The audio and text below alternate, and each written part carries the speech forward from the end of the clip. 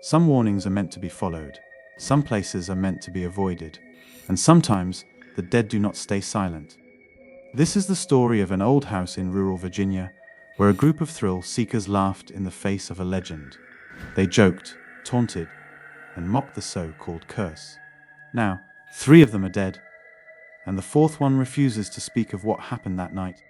Black Hollow House sits alone at the end of a cracked asphalt road, surrounded by dense woods and thick fog that never quite lifts. Locals say the land was cursed even before the house was built in 1913.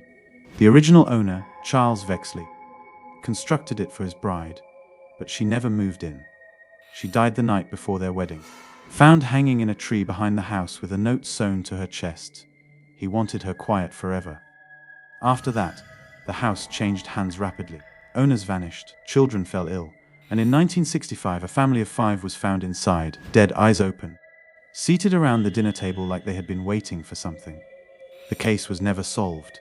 Locals began calling it the house that feeds. In 2021, a group of 4 friends from Richmond decided to spend the weekend investigating haunted locations. They had a podcast called Urban Dread and focused on debunking myths. They laughed at ghost stories. They brought EMF detectors, Ouija boards, and cameras. Their next location, Black Hollow House. They arrived at dusk, joking on camera. It looks like every haunted house movie ever made. Let us summon something weird. They set up in the living room. Candles lit. Equipment ready.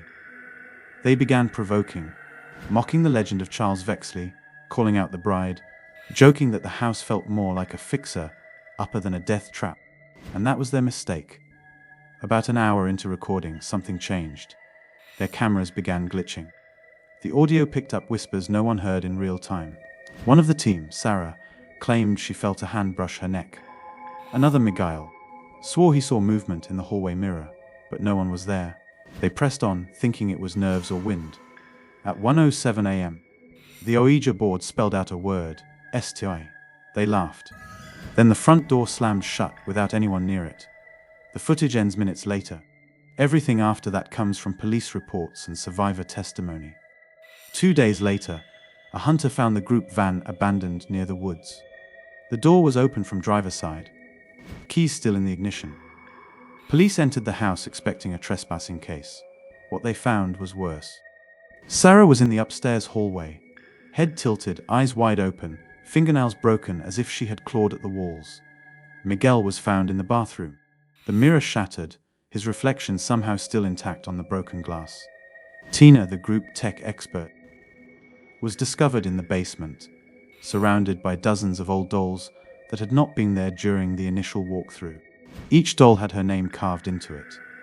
And the 4th, Evan, was outside the house, curled in the fetal position, rocking and whispering. She told us to stop. We laughed. He has not spoken since.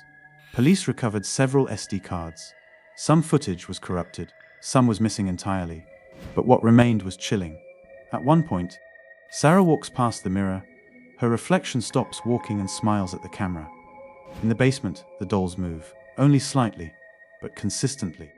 And in the final recording, right before the footage ends, a voice, not belonging to anyone in the group, says, "One of you stays." The others feed. Investigators enhance the audio. The voice has no clear gender. It sounds both close and distant, like a whisper through a tunnel. And beneath it, another voice is heard, repeating the same phrase Sarah screamed before dying.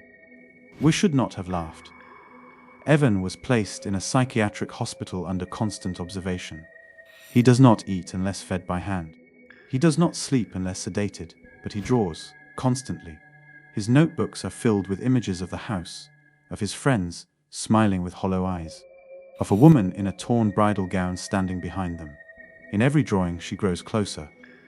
The Urban Dread podcast channel was taken down, all videos deleted. The families of the victims requested a full media blackout, but clips leaked. And some say, if you listen closely at the end of the final video, you can hear 4 distinct screams, followed by a laugh that is not human. So what exactly happened at Black Hollow House? Was it just fear and suggestion gone too far?